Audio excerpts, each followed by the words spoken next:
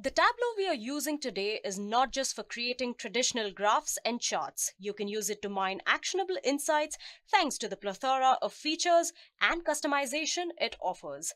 Hi all, this is Upasna from Edureka, and this session is going to be your step-by-step guide to explore a few lesser talked about options in Tableau for data science and BI beginners.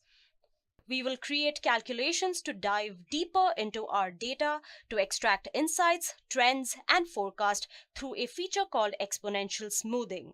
We will also create calculations in a few advanced graphs that go beyond the drag and drop features of Tableau. We'll also be looking at how R can be integrated and used in Tableau. So without any further ado, let's get straight into the module. Now the first two modules are more intermediate than advanced, but you'll be needing these to do the advanced stuff I'll be talking about much later in the module. So kindly bear with me for a bit. So first of all, we're going to be talking about forecasting. Now the forecasting is about predicting the future value of a measure. Now there are many mathematical models for forecasting, and Tableau uses the model known as exponential smoothing. Let's move on to our Tableau desktop to see what we can do with it. Alright, now Tableau takes a time dimension and a measure field to create a forecast. So we'll be doing a simple forecast with which we'll obtain the value of measure sales for next year using this data source.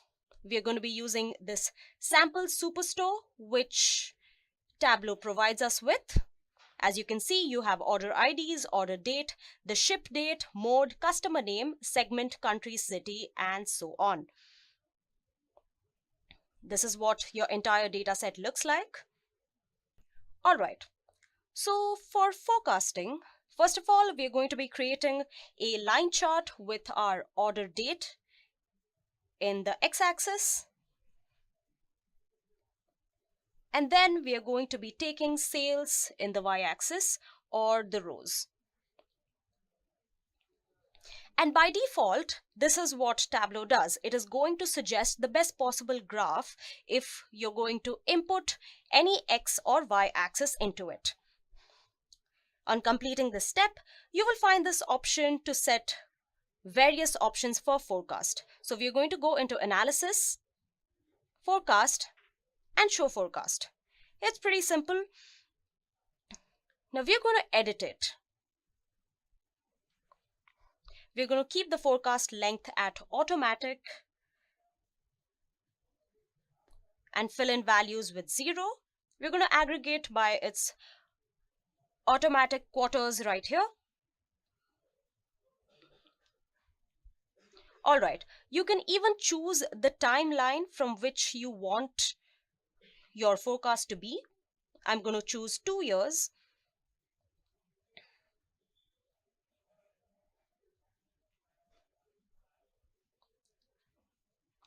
All right, the result of the forecast looks something like this. You can also get minute details of this forecast by choosing the option Describe. So you can do this using two methods. First is a simple right click on the forecast here. You can go to Forecast and show Describe Forecast.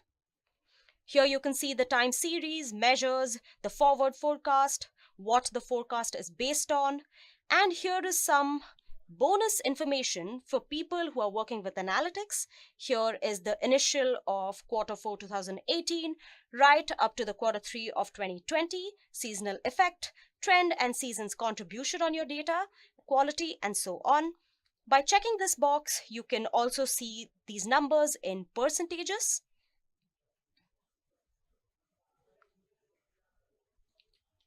With that, let's move on to the next thing.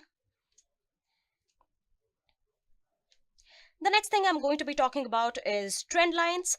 This is something important. It might be an intermediate level operation here, but it's going to be useful in the later part of the video. So trend lines are used to predict the continuation of a certain trend of a variable. It also helps to identify the correlation between two variables by observing the trend in both of them simultaneously. Here we are back to our Tableau. Now, there are many mathematical models for establishing trend lines. Now, Tableau provides 4 options. They are linear, logarithmic, exponential, and polynomial. In this module, I'm only going to discuss the linear model. So again, Tableau is going to take the time dimension and a measure field to create a trend line, and we are going to be using the same sample superstore, and we are going to find the trend for the value of the measure's sales for next year. So again, I'm going to drag the order date here and the measure sales to the row. If I go to analysis, I see the trend line box is checked in, and that is why we can see these lines right here. If you touch a line, it will show you the sales of the year and the year of order date, along with 2 other values, which are the R² and the P values, if you can see. Now, the R² and the P values that you see on your screens right now is 2 measures that is used in the correlation expression. Just like we did in the forecasting, you can also describe the trend line or trend model right here. This is for you to get the minute details. Here you have the model formula, you have the number of modeled observations, filtered observations, your sum squared error, your mean squared error, your R² standard error, and the P value. And another thing, for people with a statistics heavy background, you also have the standard error, T value, and P value for hypothesis testing. The next thing I'm going to be talking about are a few advanced charts in Tableau.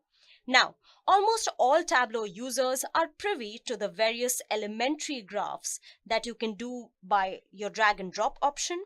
Such charts are easily made using the Show Me feature of Tableau. But since this module is meant for more advanced users, we are going to move beyond the Show Me and explore graphs that require some extra computation. So first, let's take a quick look at what we are going to be making in the next few sections. The first out of which is the waterfall chart. Alright, so waterfall chart basically derives its name from its analogous orientation and flow, and we are going to be plotting the running sales of the superstore over its years. So let's start with it while I talk you through the implementation. So let's begin with a basic graph. We are going to take at x-axis the order date, and at y-axis we are going to be taking profit. Now, because our marks card here is automatic, we are going to get a line chart. A waterfall chart is a derivative of a line chart. That is why we are beginning with this graph. Now, I'm not going to be talking in detail about the line chart here. For that purpose, we have a video on our channel.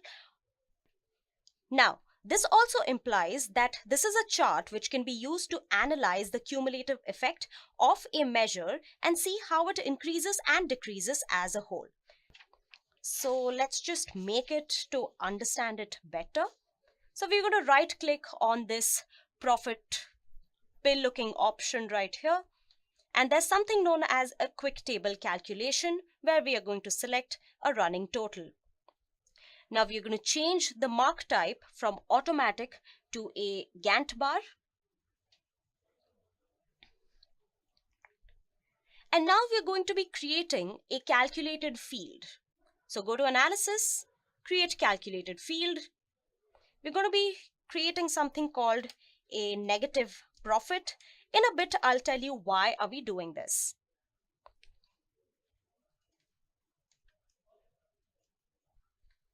Here we already have profit and it's the negative sign.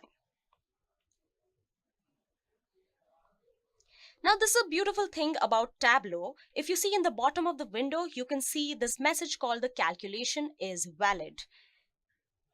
If I go back on this and just keep it this way, it's going to show that the calculation contains errors. Now, this is a beautiful thing for beginners because you will know where you have gone wrong right from scratch.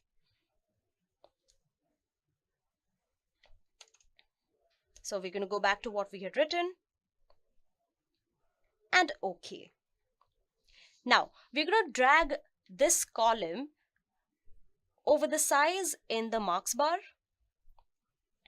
and you will understand why exactly have I created this measure. All right. Now, this calculated field was to fill in the space in the Gantt chart, which was empty. A negative value in the profit extended the bar downwards. If I would have added a positive profit, the bar would have gone upwards. Now, the length of each small bar in the chart represents the amount of change in the profit from one month to the next. So we're going to put it in months so that we have a bigger chart to work with, obviously. So finally, I'm going to take this profit, the actual positive profit, and drag it to the color. Here you can see the darker blocks are the ones that represent more profit, while the lighter ones show less profit. And by going on to each chart, you can see the negative profit and profit of that month. And if you want a little variation in this graph, you can just go to color, edit colors, and choose what you like. I'd go from red to green, red being bad, green being good, pre-simple, pre-self-explanatory, and OK. Now this is your waterfall chart already. Now, the graph that you see on your screens right now could be very easily represented in the form of a bar chart. But I'm sure you would all agree that using a waterfall chart was a way more intuitive way of representing the data, especially to see the changes in the measures such as a sales profit over the years. This implies that this is also a chart which is used to analyze the cumulative effect of a measure and see how it increases and decreases during the whole while. With that, let's move on to our next chart. Now, this chart is called the Pareto chart, and it is basically a combination of both a bar chart and a line chart. In a bit, I'm going to talk to you about the significance of it. Let's go back to Tableau. Now, first of all, I'm going to just make a bar chart so that I can talk about a few things in particular. So I'm going to be using a subcategory right here in the product. I'll take the subcategory, put it in the columns, and then I'm going to take the sales in the y-axis.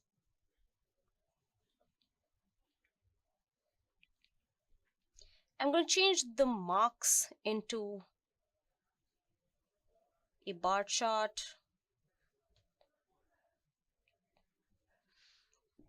All right.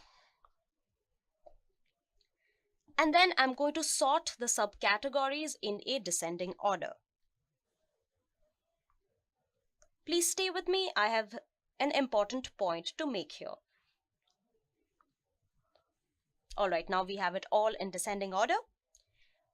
So here I have visualized a popular 80-20 principle of data analytics. If you have not heard of it, let me try and explain it to you right now. So it is often observed that the majority of sales in a superstore comes from a select few products. One cannot expect raw chicken and raw rice to have the same sales figures as cooked biryani, right? So this is officially termed as the 80-20 principle, meaning that 80% of the sales come only from 20% of the products that are available in the store. In our superstore, the principle can be observed in this chart, where most of the sales are generated by phones and chairs. It's a quite popular visualization, Pareto charts, to be honest, and hence it is often used for risk management to determine the most common problems that are having the most negative impact on the project. But here we will see it can have other applications as well. So next I'm going to be dragging over the sales pill into the rows again. Now we have two charts, and I'm going to take the second sales pill and I'm going to add dual axis. If I turn this into automatic, it turns into something like this. Now I'm going to run a total running calculation right here. Okay. And now I'm going to change one sales pill into a bar graph, which is already done, and the second sales into a line graph. So it basically turned the running total into a line graph. As you can see, it's a combination of both a bar graph and a line graph. And all that is left to change is the color scheme. I'm going to turn this line orange so it creates better visibility, and let's just put up some markers on it. And it's all possible by using the marks card here right on the left.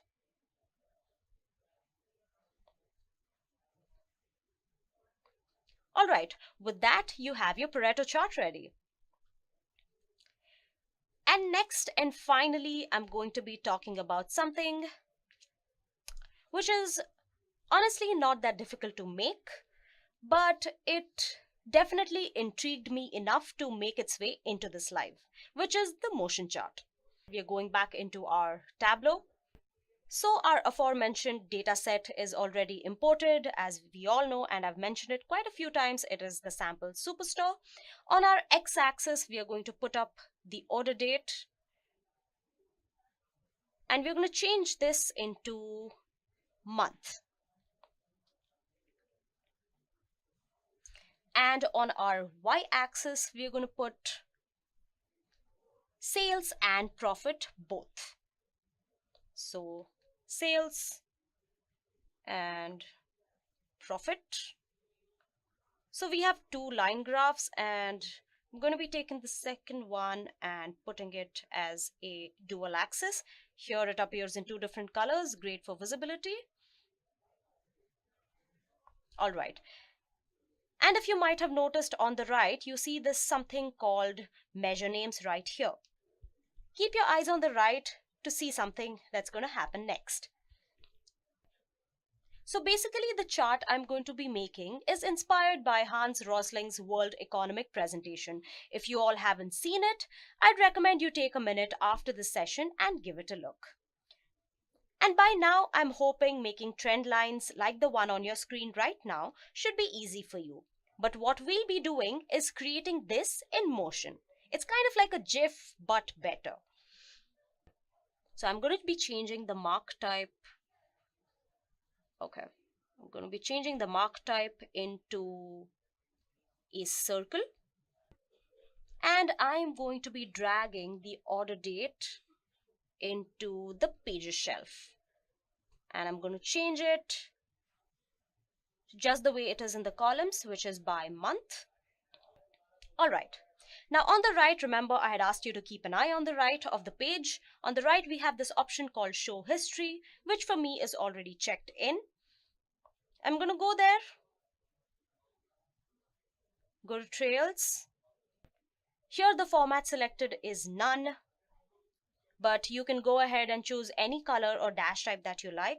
For me, I like solid lines better, so I'm just going to keep it that way. Here I have my speeds selected. All I have to do now is play it.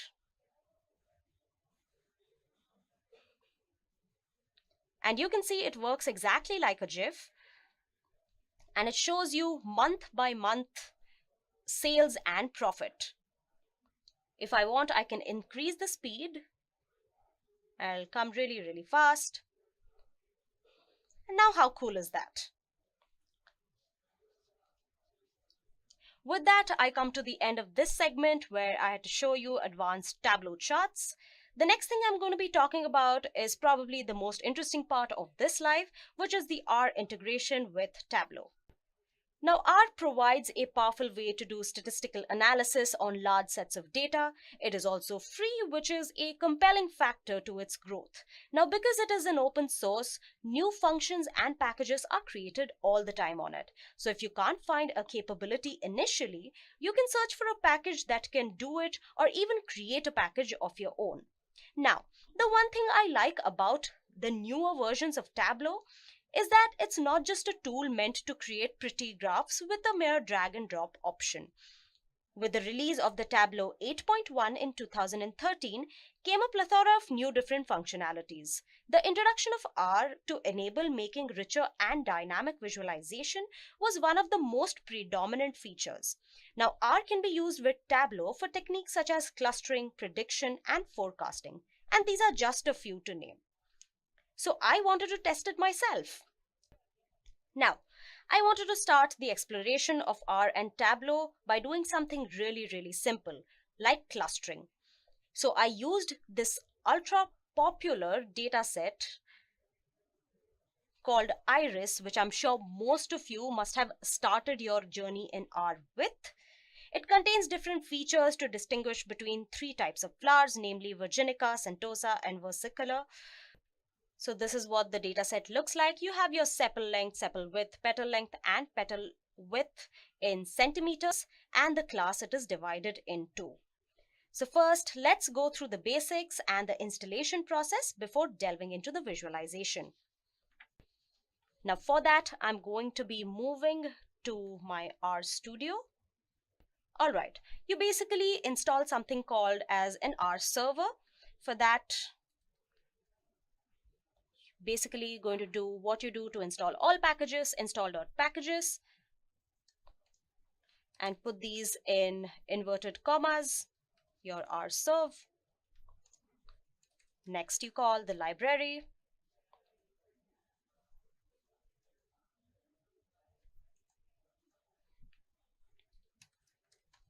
Same thing.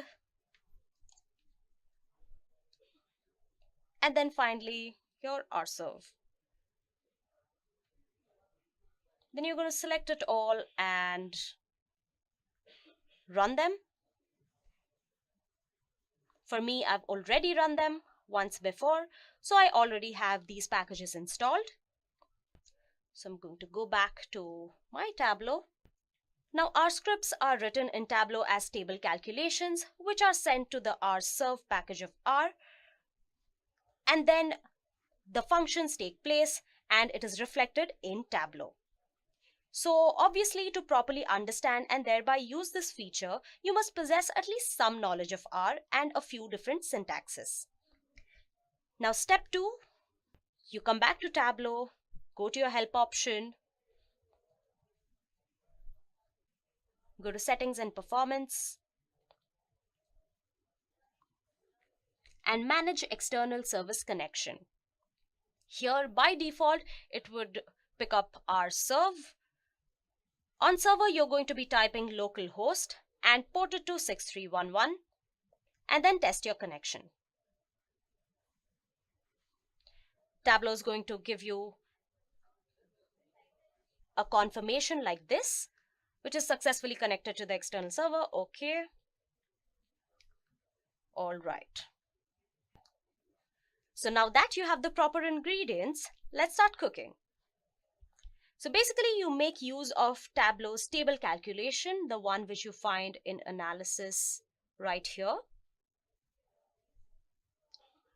to type your script in R. I hope your initial excitement of making clusters is still there. So let's proceed. My dataset has been imported to Tableau, and you can basically make this graph while dragging both your petal length and petal width to the columns and the sepal length and width to the rows. Then I'm going to go to analysis and uncheck this aggregate measure so that I get this cluster-like graph. I'm going to make this bigger for you all to see. So finally, to form the clusters, I'm going to take the class which divided the flowers into 3 types, and then I'm going to go over to the color. What we have here is a scatter plot which shows clusters of data points divided into 3 distinct clusters. Now what I'm going to do is I'm going to do the same with R and now compare the 2 visualizations that we get.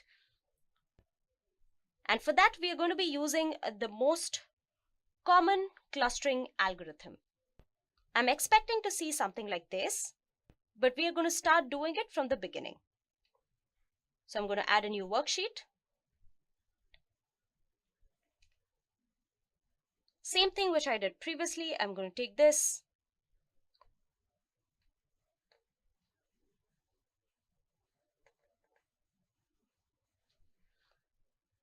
I'm going to go to analysis and uncheck the aggregate measures.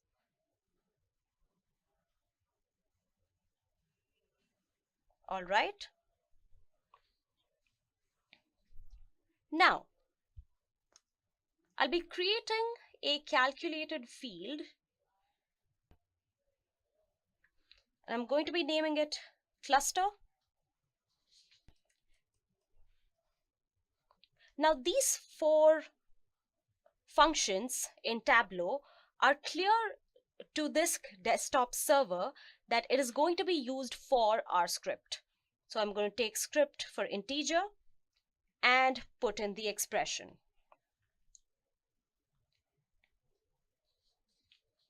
So I'm going to be creating a variable called result, and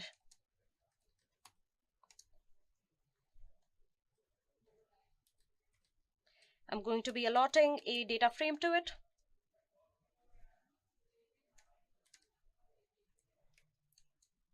We have 4 arguments.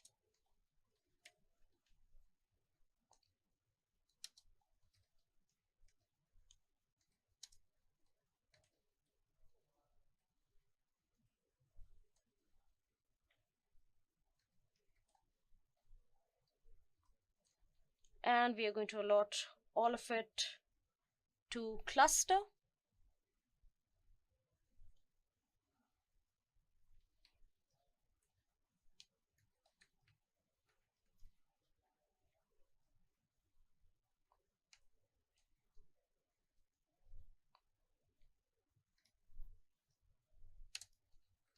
Now I'm going to be taking the sum of all the columns that we have.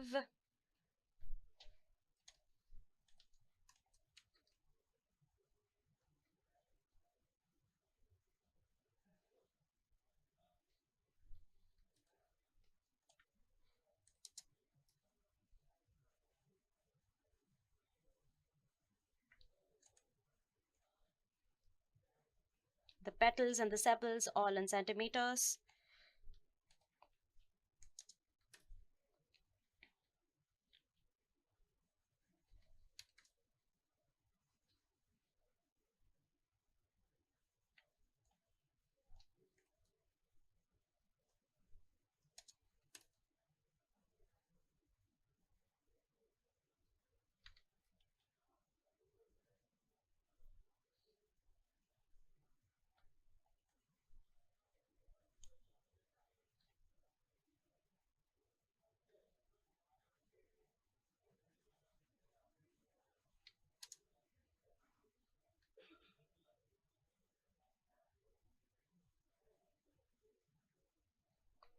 All right.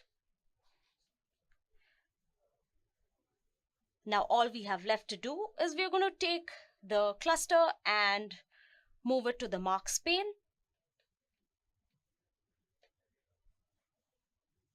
It'll take some time to process. Please be patient.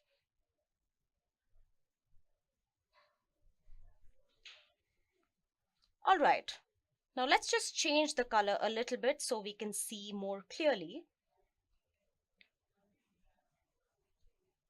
I'm going to pick this color and apply it.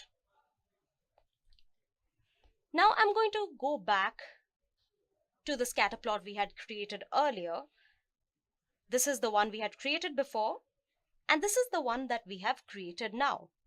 Although there are a few overlaps, the two visualizations do appear to be quite accurate.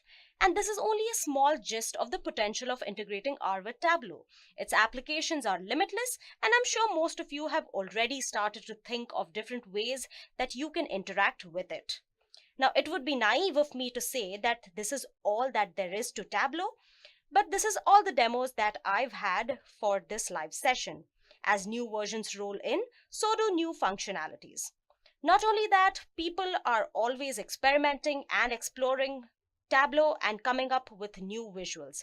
There are these multiple blogs where people publish their experiments with data too. Please do check them out. Also, there's something else that I would really want to show. So this is it. You can also find new and gorgeous visualizations weekly on the Tableau's official gallery page. I would definitely advise you to keep up with these posts and create your own visuals and sharing it with the community. So I would like to conclude my session by saying, see the data, show the visual, and tell a story. Stay creative and all the best on your journey as a data explorer. Thank you and have a great day.